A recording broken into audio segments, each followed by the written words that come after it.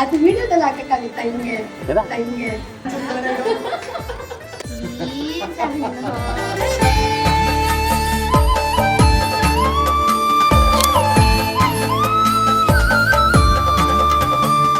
ಕೈ ಒಂಚೂರು ಶಿಫ್ಟ್ ಮಾಡಿ ಅಪ್ಪರ್ ಬಾಡಿ ಮಾತಾಡ್ತಿರ್ಸು ಅಲೈನ್ ಆಗಬೇಕು ಎರಡು ಫೇಸ್ ಹ್ಯಾಂಡು ಅಲೈನ್ ಆದರೆ ಕ್ಲೀನಾಗಿ ಕಾಣುತ್ತೆ ಅದು ಚೆನ್ನಾಗಿ ಚೆನ್ನಾಗಿ ಬರುತ್ತೆ 3 ಗರ್ಲ್ಸ್